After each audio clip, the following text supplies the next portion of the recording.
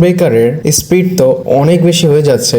আমি তার opponent superstar বা রেসলারদের কথা বলছি না, আমি বলছি ডাব্লিউডাব্লিউর প্রোডাকশন টিমের বিষয়। কারণ রিপোর্ট এটা জানা গিয়েছে যে যেভাবে ব্রন ব্রেকার মুভগুলো করে, খুবই ফাস্ট ভাবে মুভ করে। আপনারা হয়তো দেখেছেন এই সপ্তাহে রয় রিকোশেকে সে খুব ফাস্ট ওয়েতে স্পেয়ার মেরেছিল, আর এমনটা সে সবসময় করে শো এর মধ্যে।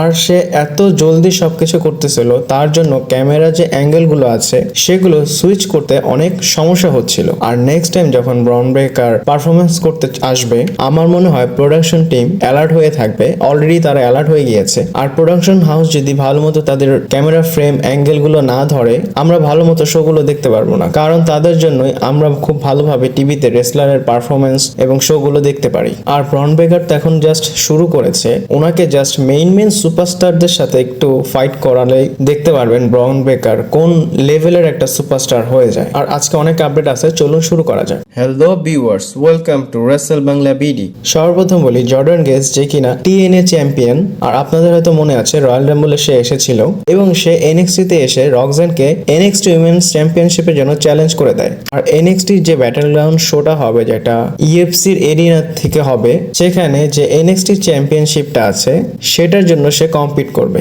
এবং সে তার প্রমোতে বলে আমি তোমাকে হারিয়ে ডাবল চ্যাম্পিয়ন নিয়ে ওয়ার্কআউট করব। আর একটাবার আপনারা ইমেজিন করেন টিএনএ এর যে চ্যাম্পিয়ন সে ডাব্লিউডাব্লিউর এনএক্সটি চ্যাম্পিয়নটা নিয়ে ওয়ার্কআউট করতেছে। আর এটার পর ইন্টারনেটে অনেক বেশি কথা হচ্ছিল শন মাইকেলকে নিয়ে, যে সে কিভাবে এই স্টোরি লাইনটাকে কুক করছে। আর আপনারা হয়তো জানেন ইন্টারনেটে এইভাবেই কথা বলা হয় যখন ডাব্লিউডাব্লিউতে খুব মেজর কোনো কিছু হয়ে যায়। শন মাইকেল কি করেছে, ওনার টুইটারের প্রোফাইলের ডিপিটাই চেঞ্জ করে ফেলেছে এবং এই ছবিটা পোস্ট করেছে শেফের একটা ছবি। আর এই মিমটাকেই অনেক বেশি ইউজ করা হয় যখন কোনো ভালো বুকিং বা কোনো কিছু করা হয়, যেমন ট্রিপল এইচ কে নিয়েও এরকম মিম করা হচ্ছিল। আর শন মাইকেলের ডিপিতে অনেক ভালো রিয়াকশন আসছিল। আর এনএক্সটিতে উইমেন্স নর্থ আমেরিকান চ্যাম্পিয়নশিপটাও অ্যানাউন্স করে দিয়েছে। আর এই চ্যাম্পিয়নটা এতদিন মেইন ডিভিশনের জন্য ছিল, এখন ফিমেল ডিভিশনের জন্য ইন্ট্রোডিউস হয়ে গিয়েছে। এর পাশাপাশি মেইন ইভেন্ট একটা শকিং জিনিস হয়েছে, এইডাব্লিউর সুপারস্টার যে কিনা এইডাব্লিউর ফর্মার সুপারস্টার ইথান পেজ এনএক্সটিতে চলে এসেছে। এসেই সে সোজা ট্রিক উইলিয়ামকে চ্যালেঞ্জ করে দিয়েছে এনএক্সটি চ্যাম্পিয়নশিপের জন্য। আর এনএক্সটিতে যে কমেন্টেটর ভিক জোসেফ, সে অলরেডি এইডাব্লিউ নামটা মুখে নিয়ে আসতেছিল, তখনই বুকারটি তাকে থামিয়ে দিয়েছে। আর এনএক্সটি খুবই ভালো চলতেছে, তারা আগে থেকেই রেসলিং ওয়াইজ সবকিছু মেনটেন করে চলে। আর তারা এখানে নতুন অনেক এলিমেন্ট অ্যাড করেছে আর শোকে অন্যরকম বানিয়ে ফেলেছে। এরপর গাইস ডমিনিক মিস্টিরিও এবং লিভ মর্গানের সেই কিসের বিষয়, আর তাদের এটা অন্য লেভেলে চলে গিয়েছে, একদম নেক্সট লেভেলে চলে গিয়েছে। কারণ 24 ঘন্টার মধ্যে 40 থেকে 45 মিলিয়ন ইমপ্রেশন পেয়েছে এই ভিডিওটা। আর এটা রকের লেভেলের মতো, কারণ 24 ঘন্টার মধ্যে রক যখন এসেছিল তখন 70 মিলিয়নের মতো ছিল, আর তারা 40-50-এর মতো চলে গিয়েছে। আর একটাবার চিন্তা করেন 3 থেকে 4 সেকেন্ডের একটা মোমেন্ট কত বেশি ডাব্লিউডাব্লিউ কে ভাইরাল করেছে। আর এটা ছাড়াও অনেক কিছু আছে বলার। নেক্সট হচ্ছে ডাব্লিউডাব্লিউ রতে রস্টার যে পেজটা আছে, আর সেই পেজে যেখানে কোডি রোডসের ছবি ছিল সেটা সরিয়ে দিয়ে লিভ মর্গান এবং ডমিনিক মিস্টিরিওর ছবিটা অ্যাড করে দিয়েছে। আপনারা একটাবার চিন্তা করেন কোডি রোডসের ছবি রিপ্লেস করে তারা এই ছবিটা দিয়েছে, তার মানে এই জিনিসটা ডাব্লিউডাব্লিউ এর জন্য কতটা ভ্যালুয়েবল। এর পাশাপাশি ডাব্লিউডাব্লিউ একটা ভিডিও পোস্ট করে ডমিনিক মিস্টিরিওকে কোলাপ করে, দেখা যাচ্ছে এখানে ডমিনিক মিস্টিরিও তার যে প্যান্টের উপরে পরা টাওয়ালের মতো সেটা দিয়ে ফেসটা পরিষ্কার করতেছিল, কারণ লিভ মর্গান তাকে কিস করেছে জোর জবরদস্তি ভাবে। আমি আপনাদের বলেছিলাম, যদি আপনারা আমার ভিডিওটা না দেখেন উপরে আই বাটনে দেওয়া আছে, অবশ্যই দেখবেন। আর মাইকেল কোলো ডমিনিক মিস্টিরিওকে কিছু বলতেছিল, আর তাদের একটা কেস ডাব্লিউডাব্লিউ কে অনেক বেশি ভাইরাল করেছে। আর ডাব্লিউডাব্লিউ এটাতে অনেক রেজাল্টও পাচ্ছে। আর ডাব্লিউডাব্লিউ এই স্টোরিটা এভাবেই প্রোগ্রেস করবে। নেক্সট কথা বলি কোডি রোডসের বিষয়। এবং কোডি রোডস একটা টুইট করে, আর এই টুইটে আমরা এটা জানতে পেরেছি কোডি রোডস ক্ল্যাশ এট দি ক্যাসেল পর্যন্ত চ্যাম্পিয়ন থাকবে।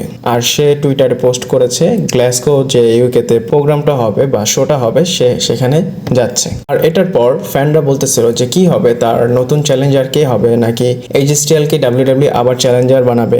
কিন্তু আমার মনে হচ্ছে ডাব্লিউডাব্লিউ এইচ স্টাইলের সাথে তো প্রথম ম্যাচটা করেছে, তারপর লোগান পলের সাথে দ্বিতীয় ম্যাচটা করেছে। ইউজুয়ালি ডাব্লিউডাব্লিউ ডাব্লিউডাব্লিউ এমনটা করে না, মানে চ্যাম্পিয়ন হয় তারপর খুব তাড়াতাড়ি চ্যালেঞ্জার চেঞ্জ হয়। আর কোডি রোডসের নেক্সট চ্যালেঞ্জার কি হবে সেটাও দেখতে খুব ইন্টারেস্টিং লাগবে। আপনাদের কি মনে হয় নেক্সট চ্যালেঞ্জার আমাকে কমেন্ট করে জানাবেন। এরপর গাইস যেটা আমি আপনাদের বলতেছি সেটা দেখে আমার একটু অবাক লেগেছে, কারণ আমি আপনাদের আগের ভিডিওতে বলেছিলাম যে ড্রু ম্যাকিন্টায়ার এবং ডেমিয়ান প্রিস্টের ম্যাচটা খুবই প্রেডিক্টেবল ম্যাচ, কিন্তু না, এখানে ডাব্লিউডাব্লিউ মেডিসিন স্কোয়ার গার্ডেনে যে শোটা হবে সেখানে ডেমিয়ান প্রিস্ট ভার্সেস জে উসোর ওয়ার্ল্ড হেভিওয়েট চ্যাম্পিয়নশিপের জন্য ম্যাচ অ্যানাউন্স করে দিয়েছে। আর এটার ডেট ঠিক ক্ল্যাশ এট দি ক্যাসেলের পরেই। আর আমি এটাও বলতে পারি, আপনারা কি ভাবতেছেন, আপনারা ভাবতেছেন এটা কোনো বিষয় না, ডাব্লিউডাব্লিউ এখন অ্যানাউন্স করে দিয়েছে কিন্তু পরে তারা এটা চেঞ্জ করে নেবে। অবভিয়াসলি ডাব্লিউডাব্লিউ এই চেঞ্জটা করতে পারে, কিন্তু জেউসোকে যেহেতু দিয়েছে তারা ভেবে চিন্তেই দিয়েছে। ডেমিয়ান প্রিস্টের সাথে দিয়েছে কারণ ডেমিয়ান প্রিস্টের কাছে চ্যাম্পিয়নটা আছে। হয় ডেমিয়ান প্রিস্ট এবং জেউসোর ম্যাচ হবে, কিন্তু চ্যাম্পিয়ন ছাড়া তো এই ম্যাচটা হতে পারে না, তাহলে তো এটার কোনো সেন্সই থাকবে না। হতে পারে ডাব্লিউডাব্লিউ পরে এটা চেঞ্জ করবে যদি ড্রু ম্যাকিন্টায়ার ম্যাচটা জিতে ক্ল্যাশ এট দি ক্যাসেলে তার হোম টাউনে। এটার উপর ড্রু ম্যাকিন্টায়ার একটা রিয়াকশন দেয়, আপনারা দেখছেন, সে লেখে দ্য এফ, মানে ড্রু ম্যাকিন্টায়ার বলতেছে এটা কি, এটা কেন হচ্ছে, কারণ হয়তো ড্রু ম্যাকিন্টায়ার এটা রিয়েলাইজ করেছে যে তার হোম টাউনে সে অবশ্যই জিতবে। আর এটা অনেক কনফিউজের একটা বিষয়, কারণ এখানে সিএম পাঙ্ক আছে এবং সিএম পাঙ্কেরও তো কোনো না কোনো রোল হতে পারে।